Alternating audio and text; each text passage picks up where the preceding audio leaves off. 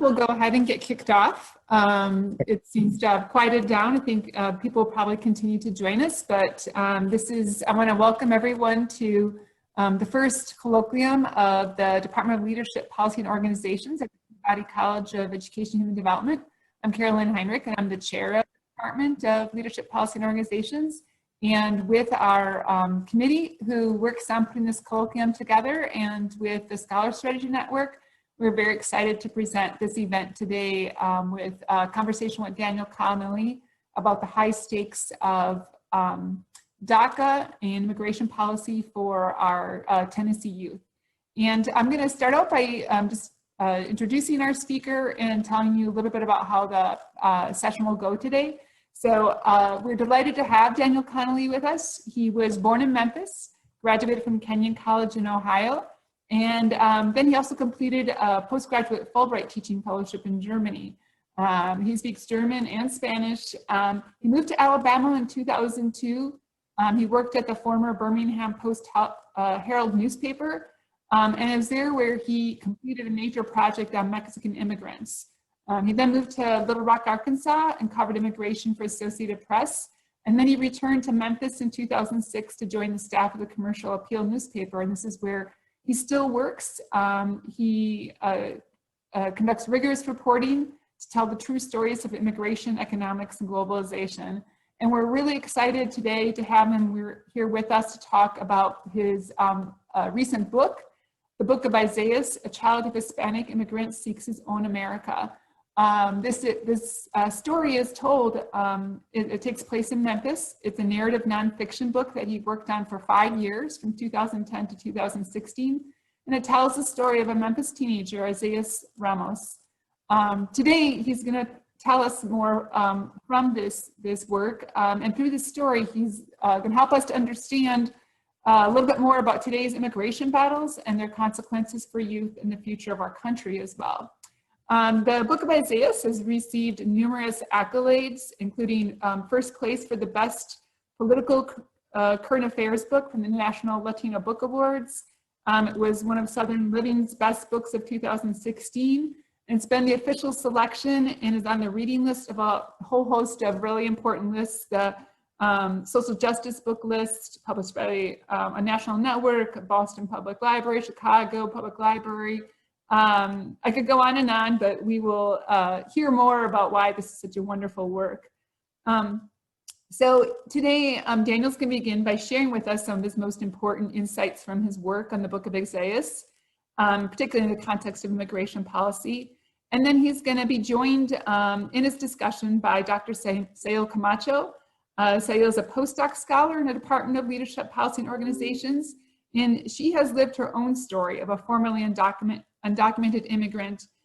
She's made her way to the pinnacle of higher education, having earned a PhD in higher education organizational change at UCLA, and we are thrilled to have Sayil with us. She's just a wonderful contributor to our department in so many ways. And also participating in our discussion is Dr. Matthew Shaw. He's an assistant professor of public policy and education in our department, and also assistant professor of law at the Vanderbilt Law School. Professor Shaw's research focuses on educational institutions and the students, educators, and communities that they engage with. And one of his current projects is on the study of the laws that shape the experiences of undocumented youth as they transition from high school to college. So we're going to kick off with some words from Daniel, and then Dr. Camacho and Dr. Shaw will engage in some Q&A with Daniel, and then we will open up to Q&A from everyone. So please stick around. And during the course of the conversation, if you have questions you think of, please go ahead and put them into the chat. We may not get to all the questions in the chat, but I'll be monitoring that, and we will try to get to as many of them as possible. And now I'm going to turn it over to our speaker, Daniel. Welcome, and thank you so much for being with us. Well, thank you for the introduction, and I'm really happy to be doing this. I wanted to thank the Peabody College at Vanderbilt University, especially Carolyn Heinrich, for making this possible, and also thank the Scholar Strategy Network as well. So I hope everybody can see the screen, which I'm screen sharing. It should show Daniel Connolly, author and journalist. So, all right, so I'm getting nods, so we'll continue. I'm going to give a quick overview of what I'm going to be talking about. I'm going to talk a little bit about my background, then I'm going to talk about the Ramos family, the central people in the book. Then I'm going to talk about Manuel Duran, which is a person who's not in the book, but I think his story is illustrative of some things going on today. Then I'm going to talk about some personal life stuff and how this subject got closer to me, and pass some thoughts on the present moment, and then turn it over for this discussion with our expert panelists. So a little on my background. A lot of times in talks like this, people ask, well, Daniel, are you Hispanic? Do you have Hispanic origin? And I don't. I am from basically a white upper middle class family. Share a picture. This is us. That's me on the bottom right. My father was a professor of German at University of Memphis. My mother was also a teacher. So I'm the middle of three brothers, just like Isaiah is the middle of three brothers as well. So how did I get started writing about immigration and Hispanic issues? Well, our family is Catholic, and in Memphis, we attended this church, the Catholic Church of the Resurrection. In the mid-1990s, when I was in high school, suddenly there were large numbers of Mexican immigrants coming to worship at this church. Our neighborhood was changing. And this sparked my interest in learning Spanish and learning their stories. And so when I became a journalist, I started to do journalism on immigration. In the opening of this presentation, I showed this picture. This is me in 2004 when I was on assignment for a newspaper in Alabama. I actually went to Mexico and researched one spot in one spot in Mexico where thousands of people had left from one area to move to Alabama. And this is me interviewing a farmer on the first day of my visit. And the photographer, Jacqueline Martin, who's with me, took a picture of me doing this interview in the rain and with a horse in the background. So I'm glad I brought that poncho. So some of you who might be from Memphis will recognize this person. His name is Mauricio Calvo. He's very well known in Memphis, and he's head of an advocacy group called Latino Memphis. And in 2010, I went to lunch with him, and we were just talking about, issues facing the Hispanic community of Memphis. And I remember at that meeting, he spoke about his concerns for children of immigrants. And in Spanish, he asked, ¿Qué nos espera? What awaits us? So he was specifically concerned about things like school dropout, teen pregnancy, things like that. And this got me interested in shifting from an immigration reporting that focused on adults to one that focused on kids.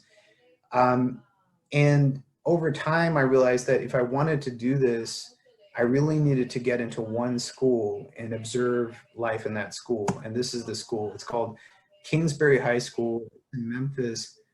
And it's one of the first it is the first majority Hispanic high school in Memphis, and one of the first in Tennessee. At the time that I was there, it was not yet majority Hispanic. It had roughly 40% Hispanic population, about 400 kids of Hispanic origin, which is a lot considering that for those who may be watching from far away, this region didn't have much Hispanic immigration at all for years. So it was at this school that I first came in touch with the Ramos family. So I'm going to tell the story of that family and how it relates to Isaiah Ramos, who I met at the school. So part two, the Ramos family story. This is Isaiah Ramos's father, Mario Ramos, and his mother, Cristina Vargas. Mario and Cristina were a very bright, ambitious couple coming of age in Mexico. They came from very poor families and did not have the opportunity to go far in school. Mario went only as far as 6th grade. Cristina only went as far as 9th grade. This was at the time very common in Mexico. They lived in this house in rural Mexico in a state called Hidalgo. And this is, to give you a sense of, this is a family snapshot growing up. This is Christina, Isaiah's mother. Isaiah is there with the cat, and his older brother Dennis is there on the right. So it's interesting that this was a picture taken, I believe, by Mario Ramos, their father, but he's not in the picture. And that's kind of symbolic because for a period of about 3 years, he left to work in the United States and earn money basically for the development of the family, to build a house for the kids' education. And so he was away for 3 years doing all kinds of jobs in the US, sending money back, finally came back after 3 years, and they told me later that, you know, those 3 years were so difficult, they said, we're never going to do this again. But their family circumstances hadn't changed. It was very hard to make a lot of money in Mexico. And they were making a living. They had a sewing shop. This isn't the shop itself. This is one that's like it in this town. It's known for sewing shops. And so the Ramos family had sewing machines. They had people working for them. They had a little in-house business. One of the people who used to work for them sewing in the business had moved to a place called Memphis. And when they were looking to make their move, you know, back to the United States, that woman suggested, hey, why not try Memphis? You can stay with me and get settled. And so they ended up coming to Memphis. I should say that like many immigrants at this time, they came without permission. They just crossed the border illegally.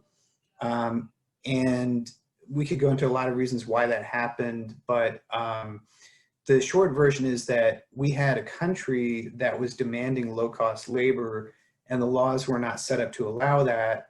So the federal government, in many cases, pretty much looked the other way and allowed folks to come in and establish themselves in the United States and work. So they did that. Mario, Christina, Dennis, and Isaiah walked across the desert. A few months after that, they took this picture in a Walmart. And you can see the family has grown now. They have a baby, that's Dustin, in the stroller. And again, to identify the folks, obviously Mario is there on the right with the shopping cart. Isaiah is next on to the left of him. Then comes Christina, Dennis, and Dustin is the baby. At the time, the 4 older members of the family had no papers. They were, you know, undocumented. And the only one who had any kind of status in the United States was Dustin, the baby, because he was born in Memphis, and that made him a US citizen. So fast forward all these years later, now I'm in the school in Memphis meeting the kids, and I meet this very bright student named Isaiah. That's a picture of Isaiah. This was not during pandemic time. This was when they were painting houses. That's Isaiah is working with his brother Dennis, painting houses, and he's also excelling in school. He was one of the top kids in his class. He scored a 29 on the ACT. That's better than 93% of kids in the US. When they needed somebody to go on TV to represent the school in Knowledge Bowl, Isaiah was the team captain. And so Isaiah was living this interesting life where he was an academic star and working with his parents on the weekend and in the summers in their construction and painting business. So the question then becomes, is he going to go into construction? Is he going to paint houses? Or I don't know, maybe he's going to be a rock star too. That's him on the left playing with the punk band Los Psicosis. I hung out with Isaiah a lot during this year. He developed an important relationship with a young lady named Magali Cruz. I'll talk about her in just a minute. He also, you know, this is kind of symbolic of him hitting the books. He studied very hard and did very well in school that year. He also signed up for a program which is called Deferred Action for Childhood Arrivals. Remember, Isaiah was brought to the country without permission. In 2012, he had a chance to apply for permission to basically get some type of status in the United States, and he got it. So I censored this image with, I took a pen and put it over the social security number, but that's actually his social security card. So he was able to get DACA status, he got a work permit and this social security card. So fast forward to the end of his school year, he had to debate, with himself and his family what he wanted to do. He did in fact end up going to college. So, I used to, when I gave talks on this, I said, I used to tell people, you have to read the book to find out what happened. But since I realized not everybody has time, I'll just skip ahead. He did go to college, he did really well. And then unfortunately, the college just fell apart and collapsed. It was a for-profit college that really was not well funded. And so he ended his education and went back to work painting houses. So one of the things that's very interesting about the story of Isaiah and his family is that his parents had always talked about returning to Mexico. And this is very common among immigrants I've interviewed and met over the years. And in fact, his parents did return to Mexico. That had always been their goal, and they actually did it. And this is one of the last scenes in the book. This is Isaiah saying goodbye to his mom at the bus station in Memphis, where they were about to board a bus that would take them back. And Dustin, of course, was about 12 at the time. And so the two older brothers then took care of Dustin and continue to take care of him today. So anyway, all of this is in the book I wrote. We did a book signing. And I'm going to give you an update on Isaiah and the family in just a minute. But first, I'd like to talk about some current issues. So this is not in the book. This is something else that happened, but I was trying to illustrate what life is like with Trump, and I wanted to tell you the story of Manuel Duran. Manuel Duran is on the right. He's a Spanish language reporter in Memphis. He had worked for years for a radio station, actually a couple of different radio stations, and then spun off and did his own web-based Memphis news site in Spanish.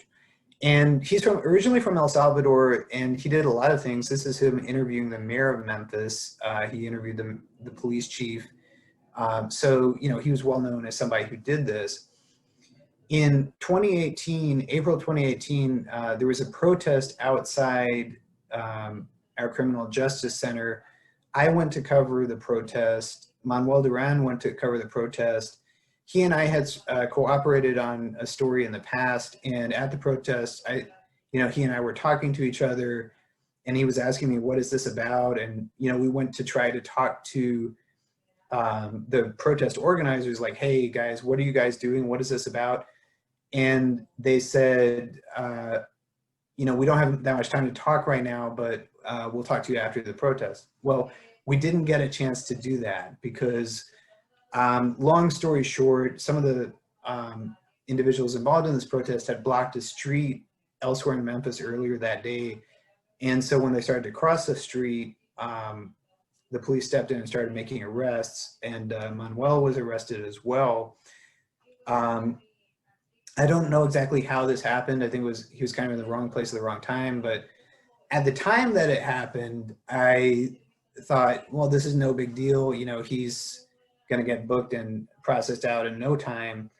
So, but that didn't happen. He actually had an immigration problem dating back several years where he had missed a court date in Atlanta immigration court in, I think it was 2007. And he had a final order of deportation. And then when he was booked into jail on this very minor disorderly conduct charge or whatever it was, they found out about his deportation order. And so he was jailed for over a year. In fact, it came to I counted about 463 days. It may have been one or two more. And I raised this issue because this is emblematic of some changes under Trump, that someone like him would not have been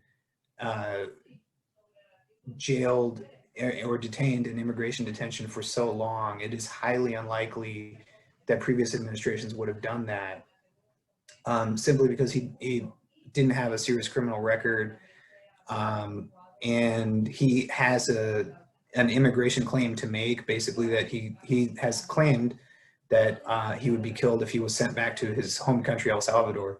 So this, I could spend a lot of time talking about changes under Trump, but there are all kinds of changes like this, of people landing in detention who wouldn't otherwise be in detention, people being deported who wouldn't be deported. And so that's why I bring this up. Right now, Manuel Duran is free on bond. His case is still pending in immigration court. A lot of other cases are pending in immigration court.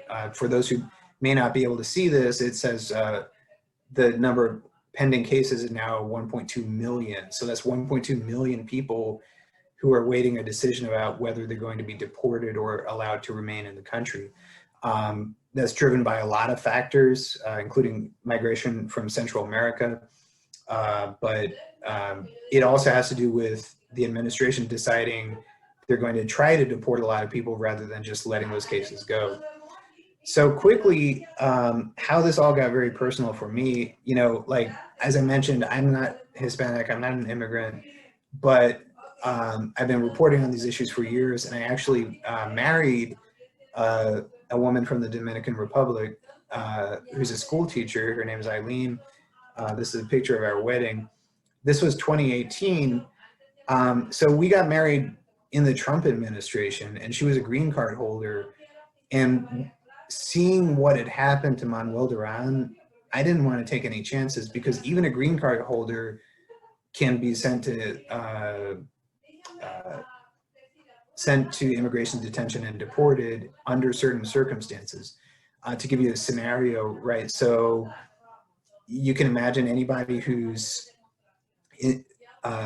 gets in any kind of trouble with the law, right? So a car accident and they're at fault, it's, they're criminally charged. That person, even if they're a green card holder, could face immigration consequences. I didn't want that to happen. So first order of business was get Eileen citizenship, and we did. That's her in 2019, last year, getting her citizenship. So just a few thoughts on the present moment. We're here to talk about deferred action for childhood arrivals. That's the program that got Isaiah his Social Security card.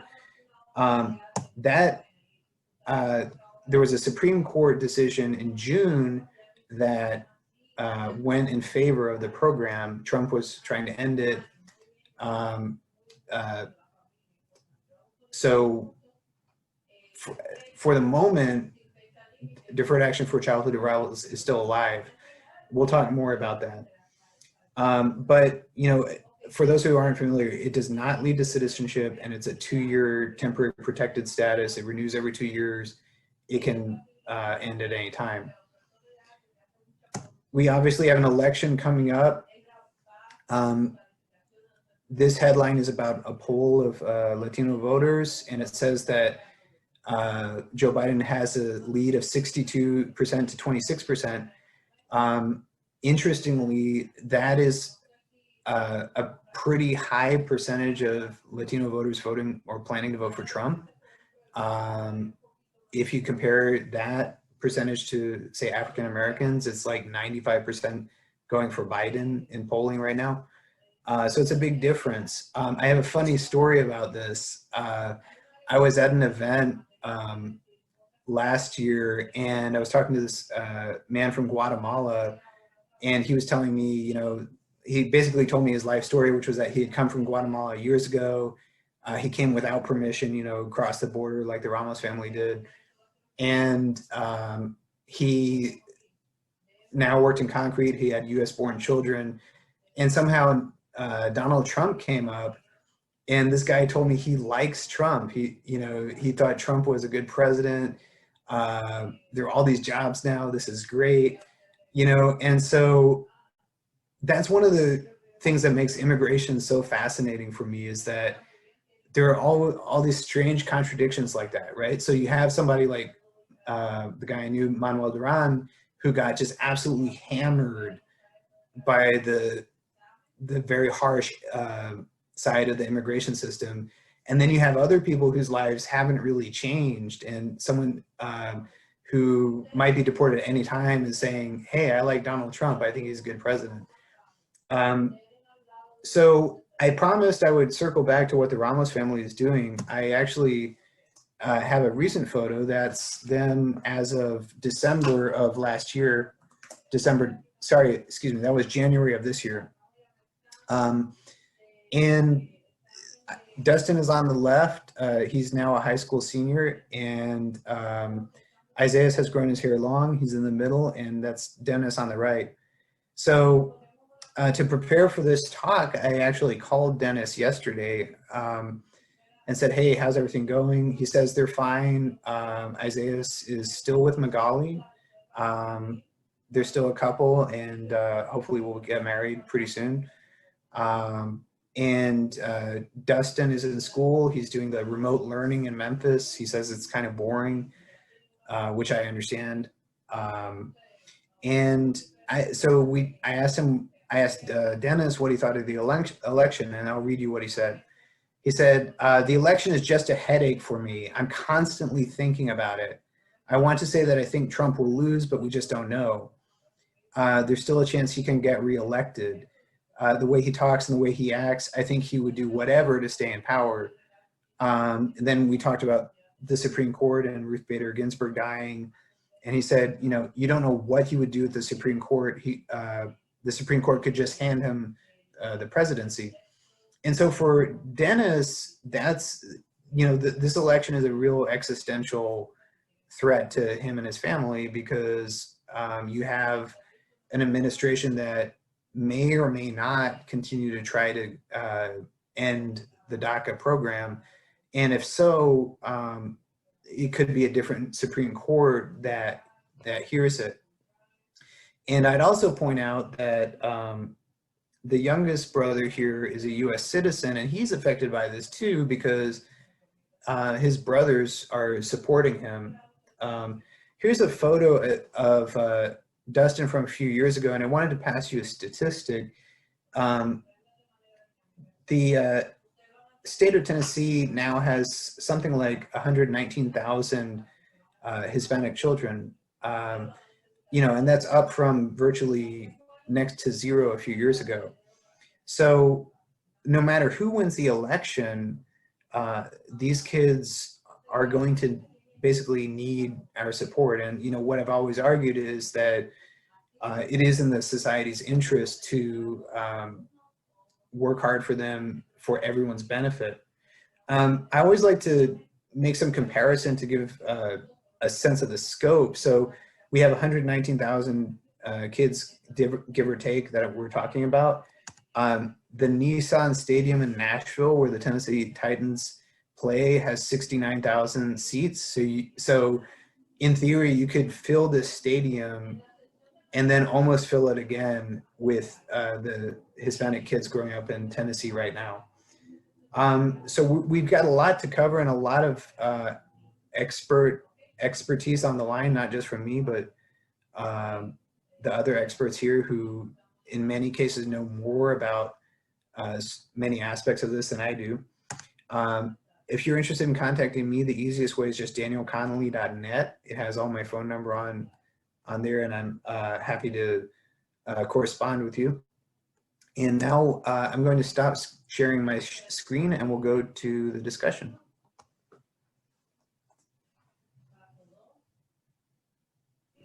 Thank you so much, Daniel. I just want to, for those of you who are on the line, I highly recommend you get the book and read it. There's just so much to the story. It's a very moving story. it's of course a nonfiction work, but it reads beautifully. So I think I would encourage you to get the book and get fully immersed in the story of this family. It's pretty amazing. I think, what Daniel was pointing out, that, Isaiah here, he was a student with a 29 ACT, his high school counselors were encouraging him to consider Harvard. And so, what got between Isaiah's and those moments and him, completing a college degree, it's something for all of us to think about from a policy perspective as well. So to help us think a little bit more of those things, I'm going to ask Dr. Sayil Camacho to lead off. She has a question for Daniel. Thank you, Carolyn. So some popular views of immigrants would see the barriers Isaias encountered in transitioning to adulthood as simply the cost of being an immigrant. But Isaias' story also illustrates the cost to our society as it pertains to anti-immigration policies. Could you elaborate on how anti-immigrant policies also affect people who don't see themselves in Isaias' story? Yes, so I get calls from readers. I still work for a daily newspaper, and I get calls from readers who, will say illegal is illegal. If these folks broke the law, tough.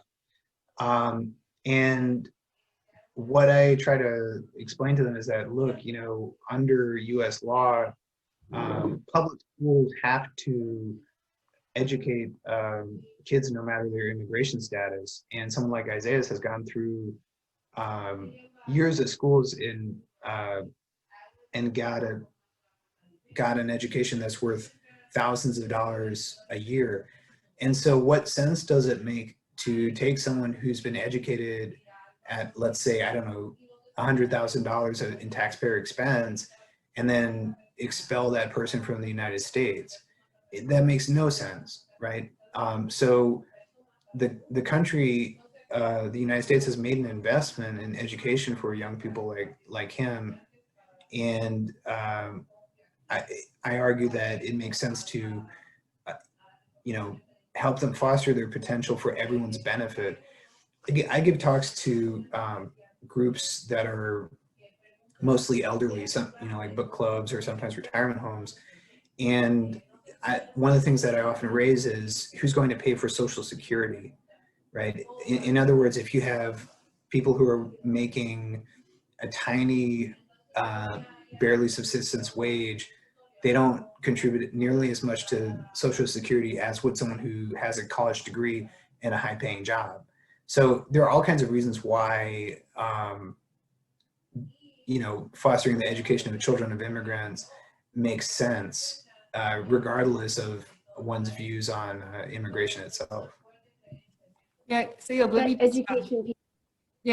just interject here one thing quickly. I think just to build on a point you just said, Daniel, in terms of policy perspective. So we've had at the state multiple times come up to the legislative session a tuition opportunity bill, which would allow students who graduated from Tennessee high schools and had done most of their education in Tennessee high schools or Tennessee schools to be treated as an in-state student. But as we know, you can have a student fully educated from K to 12, and even if they're DACA, they can be DACA, but the fact that they're not citizens, they have to pay out-of-state tuition. So just according to your point, we kind of closed the door of opportunity to them just at the time when we could be, we have a state initiative called Drive to 55, trying to push more people to complete college, and we shut the door on them. So you have a question related to these kinds of reforms. Yes, I do. So what K through 12 and higher education reforms do we need to foster more inclusive learning spaces and promote higher education access and completion for immigrants? Yeah, so that's a question that there are people who've spent their lifetime studying that question, and one group that has taken a hard look at those kinds of questions is called Excellencia in Education. It's a think tank in Washington, and they highlight various programs around the country that are doing just that. And in looking at some of those programs, they have a few things in common. One is that they're based on, in many cases, one-on-one support, one-on-one tutoring for high school students, one-on-one mentoring, one-on-one support to check in with kids and make sure that they're on track.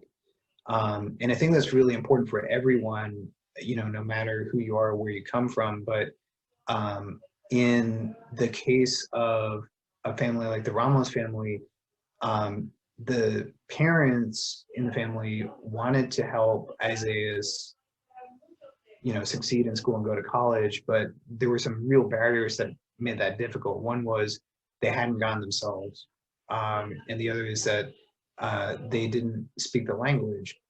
They didn't speak English well at all.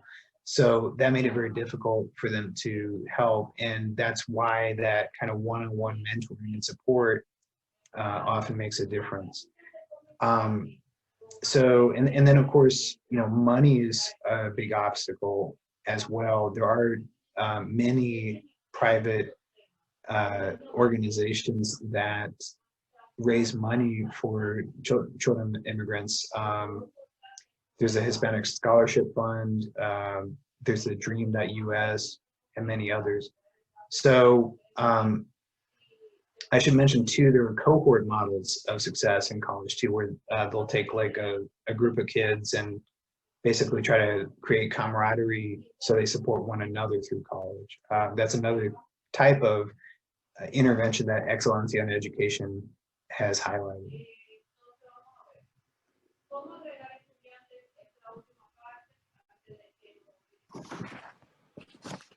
All right, I guess it's my turn. For those of us who come away from reading Isaiah's story inspired to do something in support of immigration communities, what are some tangible actions that students and educators can do to support people like Isaiah and promote policies that help immigrant children realize their potential? Yeah, so, one of the things to remember is that a lot of education policy is actually set at the local level, like a local school board. So I think it does make a difference when people approach their school board members about a specific need.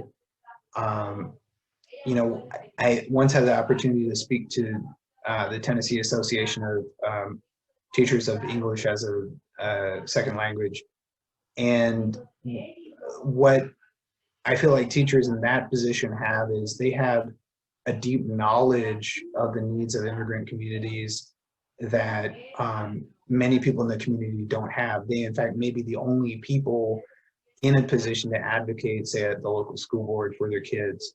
So, people can lobby a local school board for, an additional guidance counselor to focus on the special needs of kids whose parents don't speak English. Help the kids do the financial aid and scholarships that they probably don't have anybody at home to help them with. So yeah, that lobbying school boards, and then two, one-on-one mentoring can make a big difference. I saw in the year that I was an embedded reporter in the school that a lot of this stuff went through relationships. And in my own life now, my wife's younger brother is a high school senior, and he has papers, as does the entire family, but it's still a situation of his parents did not go to school in the United States and don't speak much English. So he and I have just sat down and we talked through, okay, what is college? This is what it's going to be like. This is what you need to do to get there. And one of the things that's, I guess, notable for me is that some of the things that he needs answered are pretty basic, right? And so I think that's something that adults can do, participating in mentoring. I mean, you don't need to have a perfect grasp or perfect understanding of these issues to make a difference in a young person's life. So that's what I got on that. Matt, can I interject a second? Just to put a plug in for, you know, we have in the state of Tennessee, the Tennessee Promise Program, which helps to pay for college, for especially community college for students. But each year, I think they reached their 100,000th student recently, Promise student, and they recruit mentors. And so they need about 10,000 mentors a year through Tennessee, and we're always short in the Memphis area. If you, and I know a number of our students also and faculty participate as mentors, and so it's another way you can formally be involved in mentoring young people who are maybe first generation or don't have the support they need to understand how the college process works. Okay, Matthew, your other question. What do you think is at stake in the November election for immigrants, particularly those living in states without strong immigrant advocacy communities? What should be the most pressing policy-related priorities for the American South? Yeah, I mean, well, what's at stake in some cases is life and death. You know, I've met people who have immigration cases pending, and, you know, they'll say that if I'm sent back, I will be killed. Now, granted, I know that some people who say that, you know, the threat isn't that great, but there are documented cases where that has happened. Human Rights Watch did a report earlier this year where they found over 100 cases of people who'd been sent back to El Salvador who were killed in El Salvador subsequently. So yeah, what's at stake is life and death in some cases. And so right now, because of the coronavirus, immigration courts in Tennessee are not functioning. There's just one. It's in Memphis, and it's not doing hearings right now. But down the road, legal aid will be a big need. There is no right to an attorney in immigration court. So it's not like other criminal courts where, you know, there's a right to a public defender. There is none in immigration court. There are a number of pro bono organizations that provide lawyers, and so there's a tremendous need for more funding and more lawyers for that. So that's one in particular. And I mean, you can name any other area of life, from, you know, on the job rights, you know, stopping employers from stealing people's wages, to, you know, obviously school, we've talked a lot about. Basically every area of life is at stake. And I think what it boils down to is this. I mean, you have a government in the Trump administration that has the point of view that immigrants are bad and the government should hurt them. And that has a big impact. And granted, there are a lot of cases where, you know, people sort of fly under the radar and they're just fine, but people are being hurt, and yeah, a lot is at stake. Okay, so now I'm going to turn to our resident expert on law and immigration education, Dr. Shaw, and just ask you, you know, what your thoughts are, what immigration law and policy recommendations do you have for advocates or others like us who are interested in changing how the federal government regulates the lives of immigrants, and then, you know, in particular, refugees and undocumented people? Well, without going into a paper I'm writing, because this is being recorded and I need my papers to be written and published, broadly speaking, look at the 1996 immigration law. It was the last comprehensive immigration law. The 104th Congress introduced a lot of new policy positions that hadn't existed before. We should probably move away from looking just at the Trump administration, and by probably we should definitely move away from doing that. This is a system that, if you were to look at Daniel's previous slide, looking at the rise in immigration enforcement actions, that, I mean, it's steadily increasing, exponentially so, across Democrat and Republican presidents. So probably an apolitical look at what the system is, even if there are differences in how certain administrations are handling it, would be helpful. If for no other reason that it might get some political buy-in. one thing that we should probably pay attention to is that now you have people who have DACA, who have Social Security numbers and are participating in funding a federal benefits program, adjusting their ability to receive money from that federal benefits program. Currently, they're unable to do so. I would say, like in everything else related to the federal government, that you take a state-by-state approach. We are stratified and weighted by our residents in states. And so, just like I think national polls are really useless, particularly when it comes to the presidential election, since there is no such thing, trying to understand what to do really requires a state-by-state approach, where we look at who we are politically and experientially, and then move forward on those bases. Some states have done better jobs than others.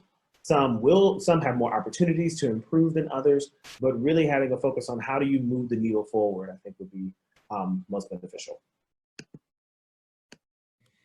Thank you, Matthew. I mean, one of the things that I know we've talked about and as we've seen happen is that, you know, what happened is a lot of states, I think starting around like 2005 and 2006, started their own efforts at immigration enforcement. So now, of course, there's the federal regulations, but states have started doing all kinds of things, including what we've seen in Tennessee. And we do have, you know, organizations like the Tennessee Immigration Refugee Rights Organization, which does a lot of really good work, coalition, I should say.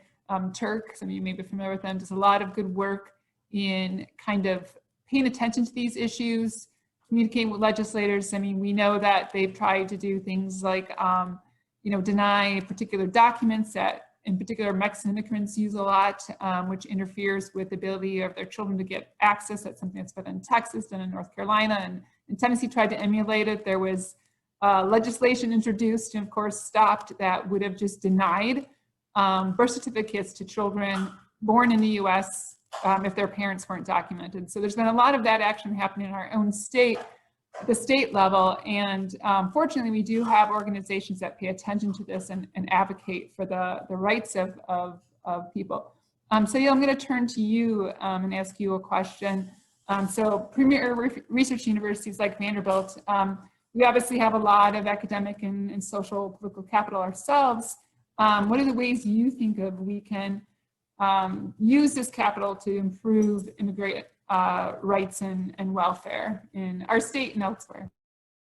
Yeah, so I think it's important to first recognize that the social political capital that exists in higher education as it pertains to undocumented students' rights is partly due to the undocumented student right movement and the labor that undocumented students assume when they're on college and they're pursuing an equitable education experience. And I'm going to provide an example. So the University of California, and more specifically, Janet Napolitano, was part of the lawsuit in favor of DACA against Trump, and that went all the way to the Supreme Court.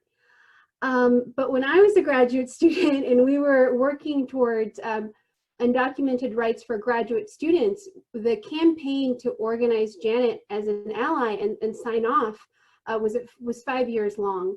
And at the time that she became president, her appointment was very controversial because she was the former U.S. Secretary of Homeland Security during the Obama administration, and until then we started to see increases in deportation.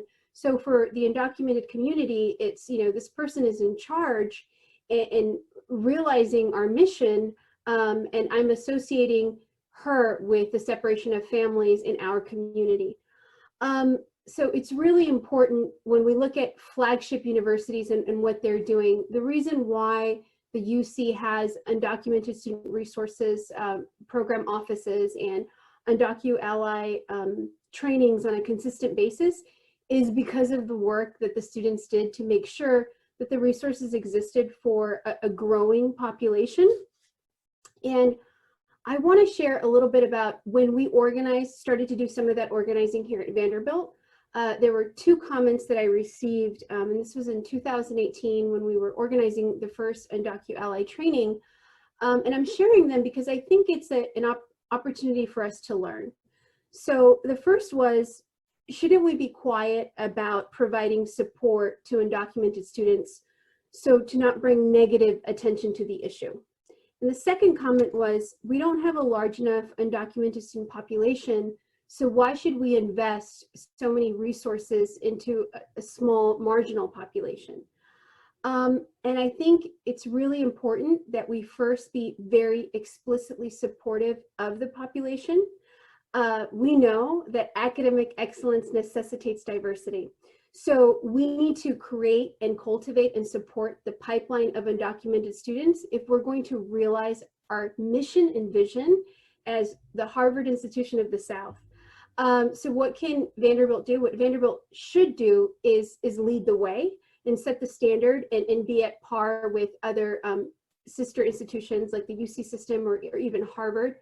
And also, we need to work more closely with the organizations that are at the front lines of dealing with anti-immigration in Tennessee. So the Tennessee Immigrant Rights and Refugee Coalition comes to mind, Conexiones Americas, and bridge and elevate, recognizing that they're the teachers and they're on the front lines, and we're here to use that capital for them. So I'm excited about the work, so much to do. Yes, Sayil's too modest to say that she was at the forefront of that student-led effort in the University of California. She won a statewide award from the University of California system for her work on behalf of undocumented students, and it was an important part of her research agenda too, looking at how the academic system treats those students. So anyway, so we've had a pretty robust discussion here, and thankfully we have plenty of time for others to chime in. So at this time, I'm sure Sayil and Matt and Daniel, I could keep talking, but we'd like to hear your questions. So if there's anyone who has a question, you can raise your hand. I should be able to see the official raise your hand as a participant, or you can put it in the chat and then I will call on you and you should be able to unmute yourself. If you have problems, you can just let me know and I can make sure I unmute you. So questions from the broader group?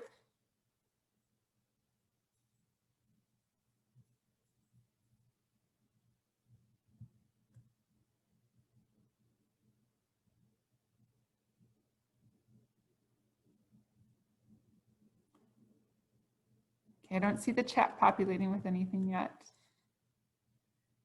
So Daniel, while we're waiting for questions to come in, can I ask you to talk a bit, since you are out talking to people and interacting with people in diverse settings regularly as a reporter.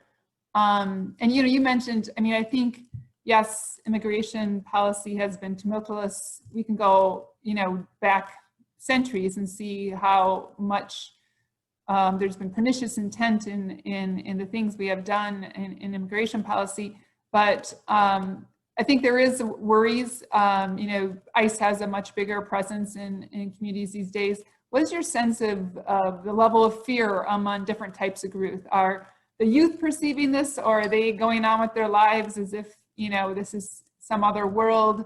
Or do kids worry about their parents being home when they come home? There have been some immigration raids in Tennessee. Big ones have made the headlines. What is your sense of is there increased fear in the community, and how does this affect people's thinking? It's interesting. My general sense is that a lot of people are nervous, but pretty much go about their lives, right? So I think that that's pretty common. And it's hard for me to say, to give you a definitive answer, because so I have a sort of very small group of young folks that I keep up with from the book project, but I haven't gone out since then and gone out and interviewed a large number of teenagers. So in some sense, I don't know. Maybe Sayil might have a better sense of that than I do, actually. Yeah, Sayil, go ahead. We do have a couple of questions popping up, but why don't you go ahead, Sayil, and respond? I was reading the questions. I got excited. Sorry. Okay, so yeah, I think, Daniel, what I can say, Sayil and I have been doing some interviewing across the state, and I think the biggest concern we hear is families afraid to for example, use public services. For example, there were a lot of people afraid to claim the pandemic EBT benefit. People were afraid even that they couldn't accept Dolly Parton's books because that might be considered using public assistance and that might disqualify them from becoming assistants. So that kind of those, new emphasis on the public charge rule has, and we've heard from, definitely from health professionals, including here at Vanderbilt, that people, stopped coming in if they were using Medicaid or public sources stopped coming in for scheduling appointments and things like that. But I'm going to ask Brenda to go ahead and ask her question. Brenda, you just want to unmute yourself? Yes, thanks, Carolyn. So I teach in the higher education administration program here at Vanderbilt, and specifically teaching the courses that prepare our students to go into those primary student-facing roles on a college campus. And so as I think about what I teach and what I don't teach, and what I would like to include in my curriculum, I'm looking for suggestions that you all might have about what is it that these new emerging professionals need to know and develop competency around to be able to both engage with and advocate for DACA students on our campuses. I can start. So studies demonstrate that one of the barriers in college access is actually their engagement with student affairs administrators and especially financial aid. And so what students experience is this fatigue of constantly having to be the teacher in explaining what DACA is and what rights they have as students, as opposed to what the role of student affairs professional is right, to facilitate your participation on college campuses. So for a lot of professionals, it's about not having access to the type of training to understand federal and state policies. But then also, I think that universities could lead the way in terms of undocumented student visibility and friendliness. I think that it's really important to have the disposition of, if I don't know, I'm going to find out. And if I'm going to find out, I'm going to try my hardest to do a workaround. Because by the time you're in college, you've literally walked on water and it feels like an impossible situation. And to have the financial aid person say, I don't know, it doesn't sound like this is going to work, it is another barrier that could prevent you from finishing your college degree. So that type of, that's one of the reasons why earlier I mentioned docu-LA trainings, but that's why having that type of professional development for admin and faculty is so important. And also, we have to be really mindful of disparate social political climates. In Tennessee, it is arguably more of a risk to come out as undocumented. And so educators and administrators need to know how to treat, someone who comes out and why that's a private thing. And the student is very vulnerable when they reveal status. So yeah, that's just, I don't know if anybody else wants to add anything. I would, yeah, Matthew, go ahead, and then I'll say something. So a few things. We could just restructure the entire process to center on the vulnerabilities that undocumented students might have. If you change the entire process, you don't have to worry about people disclosing. So that's for starters. Second, we could just have a general conversation about who is likely to be undocumented. I think too much of the emphasis is focused on DACA. And there are a lot of people who don't have DACA. And so one of the unintended consequences of DACA dominating the conversation is that people who aren't documented but still have access to higher education are being left behind. So we're not talking about them, we're not engaging them. The third one is to try to do a better job of understanding how residency status of any type is not associated with either Mexican or Latin or Latinx ancestry. We do a lot of conflating of that in our conversations, and I think that is a great disservice to people who don't fit those categories. So we're not looking across the population to understand who actually may or might not be undocumented. We're not structuring our institutions in ways that would actually facilitate access by anyone. If you take a dilemma of difference approach to it, you could, if we really truly wanted to improve access for undocumented migrant students, we'd probably be doing a better job providing better access for all students. And that's a way to do so in a particularly contentious political climate, like what Sayil was talking about is in Tennessee. And so I would say both all the points I raised are very valid. I think lack of knowledge, and then on the part of folks in Tennessee is a big deal. And then to Matthew's point, a lot of students don't have DACA. They may have nothing. And I would say too that a lot of children of immigrants, even if they are U.S. citizens, have a lot of family dynamics that are challenging. And I'll use me and my wife as an example. So like I said, I grew up in a quite privileged, white upper middle class family. And in that family, I was not obligated to do stuff for the family.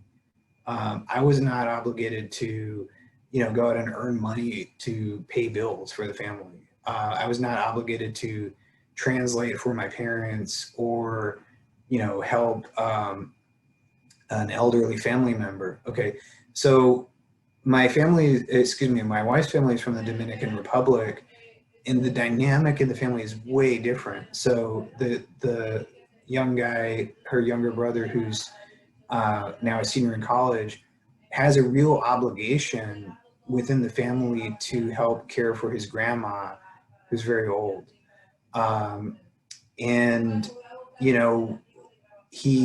Whereas I was free to apply all over the United States to colleges, his family wants him to stay close to home, like right in Memphis, because of that family obligation. He and his brothers and my wife are routinely called upon to, translate for their parents, things like that. So I would say that one of the big phenomena to understand, to be culturally competent to help, is that family role that the child plays, like in concrete, important ways, an important role in, helping the family, like translate for the family, in some cases earn money for the family. And that can complicate things like applying to college that's in another city. So anyway, those would be some points in addition to what the colleagues on the panel said. Yeah, thank you. Let me ask Walt Ecton if you can go ahead and unmute and share your question. Yeah, sure. Thank you for talking with us today. This is really interesting. I think one of the questions that I was just interested in is in the decision that Isaias and his family made for him to attend a for-profit college, and it sounds like didn't necessarily work out as they were maybe hoping. And just thinking about some of the research from Tressie McMillan Cotton and other folks about some of the really aggressive recruiting practices of for-profits, almost predatory maybe. Was that something that they felt like they were subject to that? Was it more because they didn't feel like they had access to the public colleges? I'd just be interested to hear about that decision-making process. And then after leaving college, just sort of how they thought of that process and the experience and what those reflections were afterwards. Yeah, so the college was called Victory University. It was a for-profit in Memphis, and in essence, the for-profit recruited Isaias very hard because he was a really good student. They gave him a full scholarship, and the way it worked was that they had some very good students on scholarship, and then everybody else was taking out big student loans, and that's how the for-profit college made money. And it collapsed without warning. It was a big stunner. It was financially unstable. There's more details about it in the book, but and his family members were upset that he didn't continue in college, but I think they saw it finally as his decision. And yeah, one of the things is that, and I wrote about this in the book, that there's kind of a period of time where Isaias wasn't returning my phone calls, so there's some of this I don't know about. He does talk to me now, but yeah, I think it was a very sort of tumultuous and difficult time for them.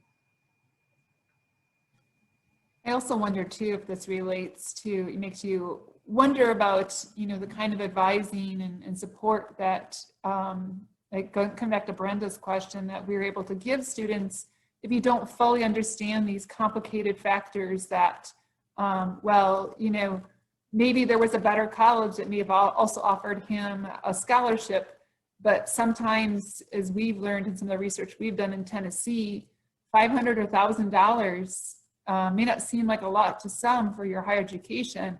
That can make the difference between whether someone feels like they could choose Victory versus, you know, another college that might even offer them close to full, but they have to travel or have to be away from home and things like that, that might influence the decisions of these students with some of the responsibilities like you were describing, Daniel, that they might have outside of worrying about their own higher education.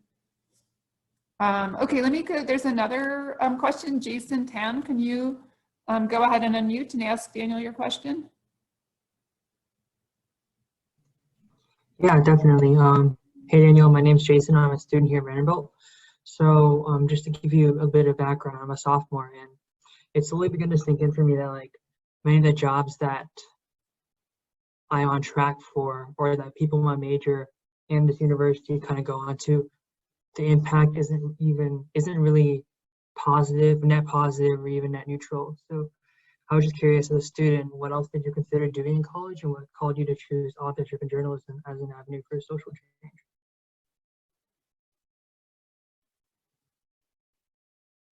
Sorry, I was muted.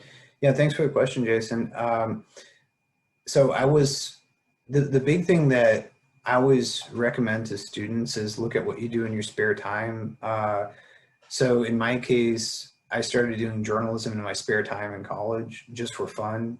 And I found I really liked it, and I actually ended up working harder on that than my actual courses. So that, you know, I thought, wow, if I could actually do this for a job, wouldn't that be cool? Like, what if I could just do this all the time? And so, you know, I always recommend students, you know, look at what, you know, you're drawn toward. So if there's an extracurricular, that's a good way to try something out. You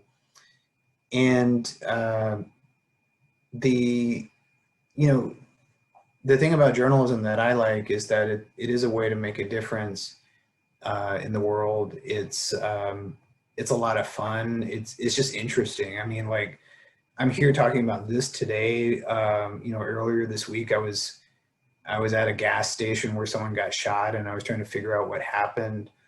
And you know, it's put me into all kinds of interesting, you know, fascinating situations. So other things I looked at, I mean, I looked at being a teacher. At one point, right after I graduated from college, I was doing both journalism and teaching at the same time. I was a part-time assistant teacher, and then I was also a journalism intern. This was over in Germany. But the thing was, again, I was looking at what I did in my spare time, and, you know, in my spare time, I was reading journalism stuff. I was never looking at teaching stuff.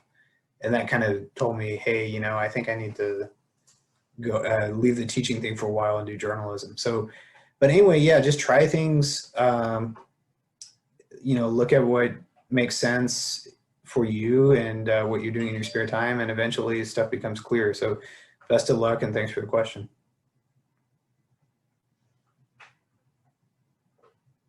Okay, so another question that's come up. Martin Elman, would you want to go ahead and unmute and ask your question? Yeah, sure. So hi, Daniel. So I'm also a sophomore as Jason. So I wanted to see if you had like any ideas that Vanderbilt students or college students in general could take to advocate for children, immigrants, and their rights, especially education rights.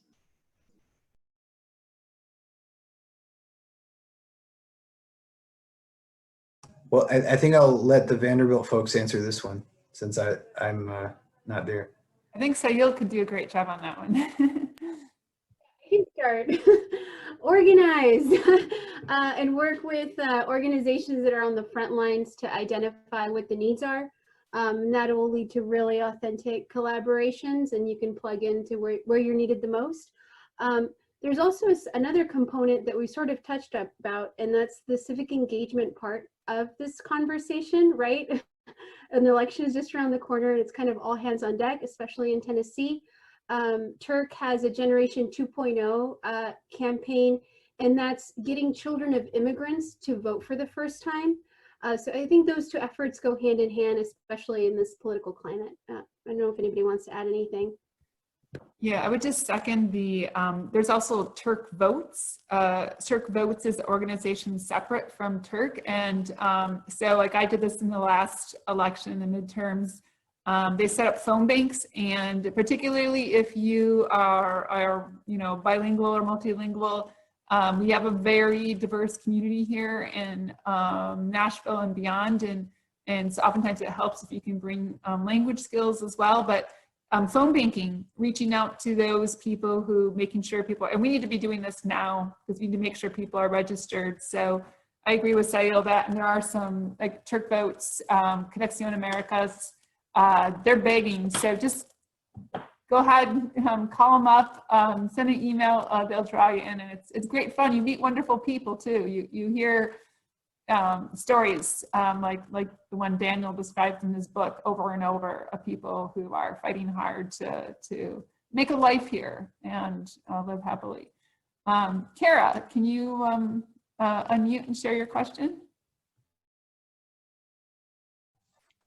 Hi, Daniel. I've got a lot of family members working in the newspaper business, and so I know that it's not always an easy industry to work in. And so I'm just wondering if you could tell us a little bit more about kind of local response to your journalism from the Memphis community, and then just kind of like to what extent you think that your kind of work has helped shape public perception there. Yeah, so thanks for the question. You know, it's hard for me to say. I think, you know, I do give readings or like, you know, book club meetings. And I remember one comment that kind of stuck with me was there was a lady who had read my book, and she was white, and she said basically that, you know, she is in a maternity setting helping women deliver babies, and you know the book really helped her understand kind of who the immigrant women were and their circumstances. And so, you know, I wish I could tell you that, you know, the entire population of Memphis has now been enlightened because of my work, but you know, unfortunately I don't think that's the case. But I do like to think I made a difference. I am happy that I was able to, you know, record and write down all this stuff, because I think that, you know, there is value to having like a permanent record of this, you know, that slice of history that I wrote about. Yeah, I think the thing about journalism is a lot of times you never know the impact that it makes. So, you know, there have been stories that I wrote something and then immediately something happened, and this book has not been like that, right? If it has an impact, it's going to be sort of softer and slower, and I may never know about it. So, but yeah, that's a good question, and thanks for that. Thank you, Daniel. We still have time for a few more questions. If anybody has anything, you want to pop up your hand or drop them in the chat. Matthew, Sayil, did you have any follow-up things that you were thinking about, or things you think would be important to share with the broader group on these topics? I mean, you could always talk to people whom you know. So it's important to mobilize the community that's directly affected, even the community that's, you know, a derivative away from being directly affected. But it's also important for the rest of us to be engaged. I actually do not have a connection to immigrant or undocumented communities other than I was driving in a car, and I heard an NPR story when I was driving through West Virginia, the only time I've ever been to West Virginia in my entire life. And the way that local people were talking poorly about undocumented migrants changed my research interests. And ever since then, I've been trying to, you know, talk one-on-one to people, and it's taken quite a while in some instances, but in other instances, it's really easy. You know, relate what's happening to undocumented migrant communities and to immigrant communities more broadly to other types of discriminations and harms and issues that people are being attacked with by virtue of whom they happen to be. So we can all do this. We have people who we're close to, many of who have, you know, votes in all 50 states in the District of Columbia. And so if we really want to make movement happen, it's at the absolute most local level, which is the vote. So we should vote, we should register, check your registration today. We should vote, we should help people understand why these are issues that they should be concerned about and how that should influence their vote. And if anybody's really wanting to help, you can always go to law school. I hear that Vanderbilt has a very good one. Yeah, we do need, as Daniel said, we need more lawyers on the front lines. You saw the backload of those cases, and we've also heard some stories from some of the, you know, the civil rights organizations working on the front lines of you know, procedures not being followed and deporting people and including children. But one thing you mentioned, Daniel, earlier that I think would be useful to come back to in terms of a policy discussion. You mentioned the fact that when Isaiah's parents came over, you know, they were looking for workers. This is something we hear over and over. In fact, it's true in Tennessee, right? The tourism industry on the east side of Tennessee has been a big attraction for workers. The meatpacking plants, the other, you know, industries in Tennessee, for example, where the ICE raid happened. I know there was just in the last couple of weeks, there was some press on the lawsuit that came out of the big immigration raid that happened in Morristown, which Sayil has studied in research as well. But it found out that the employer was in effect convicted. He had been only paying the workers $6.50 an hour, which is below the minimum wage. He had been treating them poorly. And so, you know, in the raid, they arrested 97 immigrants, but also, you know, captured the employer there. And if you look back historically, you know, we have invited immigrants or for example, you know, another family that, you know, I've talked with, and Sayil both have talked with them, you know, the parents came from Honduras through Mexico, and they were told that they were given a visa that made them legal, which of course it didn't make them actually legal, but they were told that and believed that when they came to Tennessee to work, that they were in fact legal. And then, you know, as we bring people here to work and some of them spend years, and we expect that they won't find a partner or maybe start a family, and then suddenly, you know, your labor is here, good, but we don't want you to make a life here, or we don't, you know, we don't want to take care of your children. So this narrative that you hear often from these debates, well, they should just get in line. Well, our immigration policy has made that line very difficult, very hard. I know Sayil could tell a personal story of a very long struggle to move through the process and what it takes, and it demands money, resources, time. It's difficult, it's frustrating, it's inconsistent. And so I don't think people understand fully when people say that it is not so simple of, oh, they just, you know, cut in front, or they didn't follow the rules. And it's been much more murky and complicated, and our own policies have contributed to the murkiness and the confusion. So I don't know if anyone else wants to add on those many points I just made. Well, yeah, so I mean, the demand for labor is, you know, really what drove, and, you know, I borrowed a term from another writer, creation of the quote unquote illegal immigration system. And so basically that was policies and practice of allowing people to live in the United States with limited rights. Like Isaiah's parents, this is interesting. They had, at the time I met them, you know, they ran a small business, they had a house, they had cars. Over time, they bought more houses in their neighborhood. So the family now owns 3 houses. And so, you know, it's basically demand for labor and basically not willingness to pay a fair wage for it that drives a lot of these practices. So I'm a big labor union guy. I actually am a member of and activist in the labor union for the Newspaper Guild. And you know, unionization is about raising standards for all workers. And unfortunately, sometimes immigration is used as a sort of weapon to drive down standards for everyone. So anyway, that's my thought on it. And I guess we could take more questions, or maybe if Sayil or Matthew have something. Okay. Yeah, we just have a couple more minutes here if anyone else wants to ask one more question.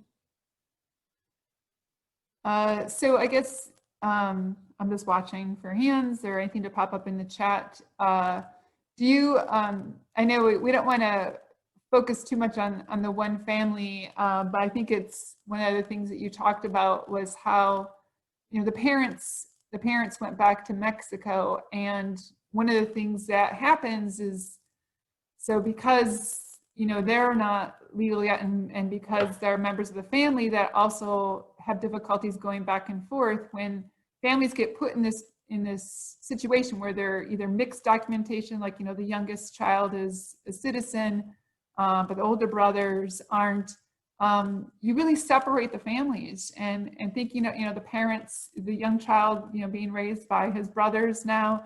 But that's another thing that our policies have done, and you know, people have commented that that has also, in some sense, been, you know, another driver of migration, because people don't want to be living separately like that, and you know, the risks of being in two different countries and always being under immigration's kind of thumb, or worried about what's going to happen. If you can speak to what that's been like for their family, having, you know, the parents separated from the children for a long time. Well, yeah, I mean, the brothers are, you know, very responsible. Dennis and Isaiah are very responsible people, you know, very mature for a very young age, early 20s.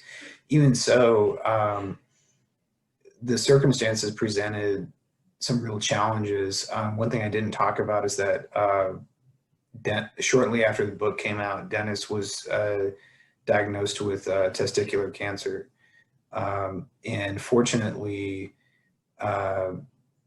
survived, and he's doing fine now. But there was a period where he was going through chemotherapy and surgery, and it was just, you know, awful. And that was him and Isaiah's basically dealing with that on their own. And that it was just, you know, at that point, you know, like, a lot of people helped them, including me and my family, but it was just hard. And, you know, that's the type of thing that in that situation, you really see how much it matters to have, you know, people right with you. And a lot of families are going through that, right? And there were families that we never hear about. I talked about Manuel Duran because that was someone I knew, but there's, you know, for everyone that I know about, there's probably 100 more I've never heard of. Yeah, stuff like that is going on all the time. And it does have an impact on people, and for the long term as well. Yeah, the separation of children from their parents happens in many different ways today, and our society continues. So, I don't see any more questions. So I think I'd like just to ask everyone, you can unmute if you want to give some applause to Daniel Connolly and Sayil Camacho and Matthew Shaw for... I'm going to applaud everyone else because you all are very knowledgeable and you did great. So thank you. Thank you so much for being with us, Daniel, and we'll look forward to continuing to read about your work, and go out and get the book of Isaiah and read it. It's a wonderful story. Thank you all very much. And bye.